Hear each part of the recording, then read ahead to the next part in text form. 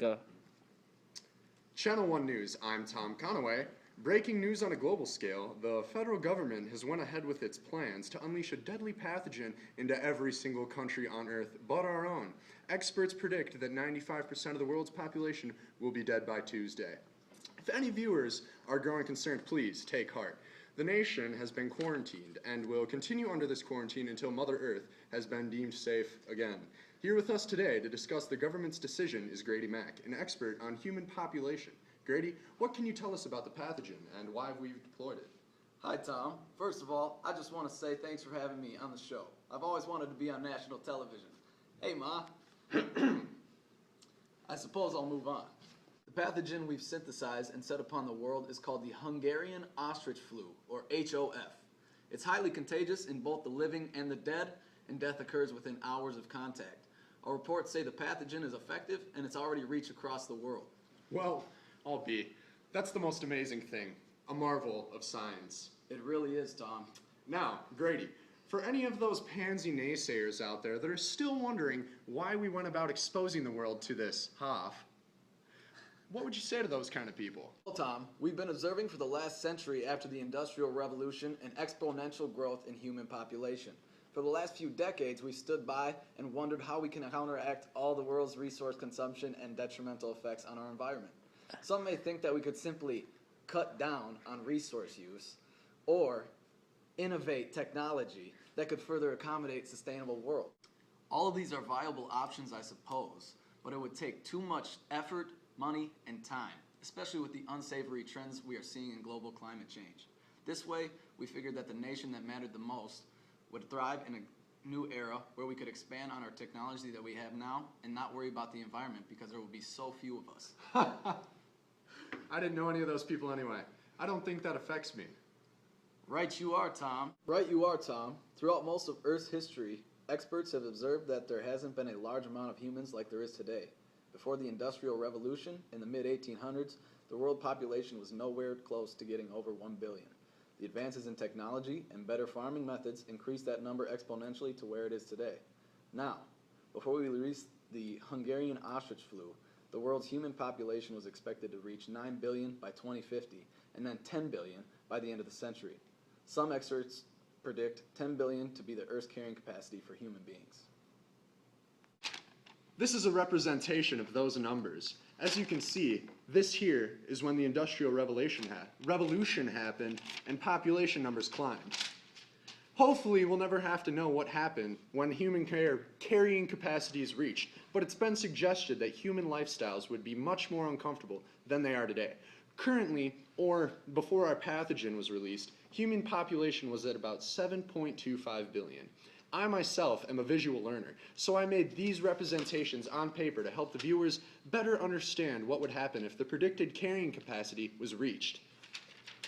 Some say that at 10 billion people, the human population will stabilize and remain constant. What a bunch of garbage. I don't think that's going to happen. Others believe that innovations in technology will cause the human carrying capacity to rise. So, as the carrying capacity rises, so does human population with the innovations of technology. I don't think that that's going to happen either. Economically, technology doesn't make sense to us. My favorite graph is number 3.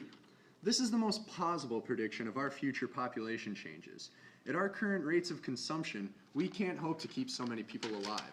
With the depletion in all of our resources, it's only a matter of time before the carrying capacity drops, and the human population with it. There would be struggles over freshwater resources, and food would become scarce. The amount of greenhouse gases that we produce would continue to rise, and global climate change would ensue. We thought it would be better to start the trend in human population decline earlier and do as much damage control as we can. The beautiful thing about it, Grady, is that now someone gets to enjoy those precious resources without living in fear of destroying the planet. Our nation did a noble thing today. Let's take a look at how HOF is working its magic around the world with our field reporter, Brian Fontaine. Brian, what do you have for us today? Hi, Tom. I'm here in China, one of the most developed countries on Earth, also one of the major contributors of CO2 emissions. A good solid chunk of the 7.2 billion people live here. but not for long. Already I've been told that 90% of China's population has been infected, half of them already dead. As you can see, there are several corpses behind me here. The ostrich flu is plainly doing its job. Though I've been vaccinated, just as the rest of the nation will undergo mandatory vaccinations in the following weeks. Initially, I've seen resistance among the infected peoples around the world. Some of their government leaders have even tried to offer up other solutions. One diplomat even told me his plans for space colonization as a way to free the world of its burden of overpopulation, so there are less humans to pollute our environment. Unfortunately, that would take a lot of innovation in current technology, and, well, HOF has already been dispersed among a global scale, so it's a little bit late for that. Some even suggested that humanity just needed to take a step back and live a simpler lifestyle, and try to cut down our energy consumption. I think Channel 1 News and all our viewers can agree that that's just out of the question. And while it's developing nations with lower rates of education and less birth control that have the highest rates of population growth, it's nations like China and Saudi Arabia that have already been developed and have a bigger impact on the environment due to their large population sizes and the amount of resources they go through in their industries. While it will benefit us to lose the largest percent of the population as we can, it is in these nations that we will see the biggest drops of greenhouse gas emissions and the best improvements in our environment after HOF has done its magic.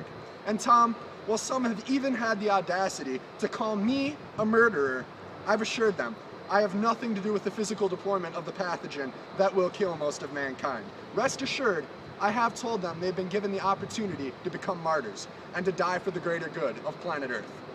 I think it really helped ease the process for them. It was a beautiful thing, Tom.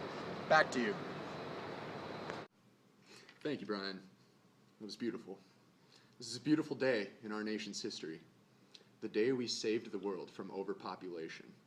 We'll be standing by to reap the glory and the benefits. A wonderful evening to our viewers. Stay safe on the roads. We'll have weather for you at 10. I'm Tom Conaway. Good night.